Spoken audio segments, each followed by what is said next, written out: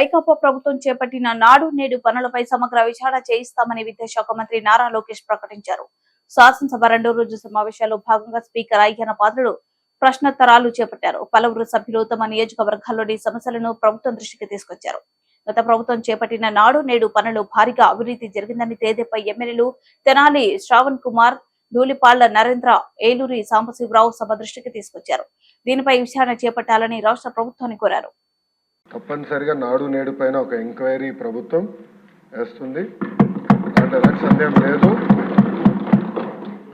Agreements ఏంటి, గతంలో ఎవరికి ఇచ్చారు ఈ వర్క్లు, ఎందుకు పనులు సరిగా జరగలేదు, నాసరికైన పనులు జరిగిననేది పేపర్లో కూడా గతంలో వచ్చింది. దానిపైన తప్పనిసరిగా ఎంక్వైరీ వేస్తాం. రెండోది సాంబశివరావు గారు చెప్పినట్లు ఫేజ్ 1లో కొన్ని భవనాలు కట్టారు, కానీ అది మూసేశారు, అంటే వాడట్లేదు. ఏకంగా స్కూల్స్నే మూసేసే పరిస్థితికి వచ్చారు. తెలుగుదేశం, జనసేన, భారతీయ జనతా పార్టీ విధానం ఒకటి. ప్రభుత్వ పాఠశాలల్ని మేము బలోపేతం చేస్తాం. ప్రైవేట్ పాఠశాలలకి ధీటుగా ప్రభుత్వ పాఠశాలలు తీర్చిదిద్దాలనేది మా లక్ష్యం. అందుకే చంద్రబాబు నాయుడు గారి నాయకత్వంతో మెగా డిఎస్సి కూడా ప్రకటించాం. ఉపాధ్యాయుల పోస్టులు కూడా భర్తీ చేస్తున్నాం. నెక్స్ట్ ఇయర్ ఏదైతే స్కూల్ ఓపెన్ అయ్యే సమయానికి ఉపాధ్యాయులు కూడా పకడ్బందీగా మేము ఏర్పాటు చేస్తాం. దాంతోపాటు రాజుగారు ప్రధానంగా ప్లే గ్రౌండ్స్ ఏర్పాటు చేస్తే బాగుంటుందని కోరారు. ఉపాధి హామీ పథకంతో అనుసంధానం చేస్తాం. పవనంతో నేను చర్చిస్తాను. ఆయనతో పాటు మన స్పోర్ట్స్ మినిస్టర్తో కూడా ఆల్రెడీ డిస్కషన్ చేశాను.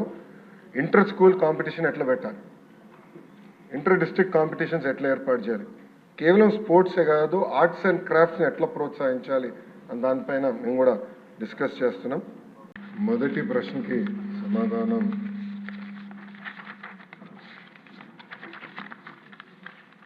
మొదటి విడత కింద 15,713 పాఠశాలల్లో ఈ కార్యక్రమం చేపట్టడం జరిగింది. కానీ మొదటి విడత పూర్తి చేసడానికి ఇంకొక 880 కోట్ల 39 లక్షల రూపాయలు అవసరం ఉంది. రెండో విడత కింద 22,311 పాఠశాలలో పనులు చేపట్టడం జరిగింది. కానీ ఇది కూడా పూర్తి చేసేదానికి 3,907.75 కోట్ల రూపాయలు అవసరం ఉంది. మూడో విడత కింద 14,845 పాఠశాలల్లో ఎలాంటి పనులు ప్రారంభించలేదు. ఆ పాఠశాలలో ఈ కార్యక్రమం పూర్తి చేసేదానికి 3,088 కోట్ల రూపాయలు అవసరం ఉంది.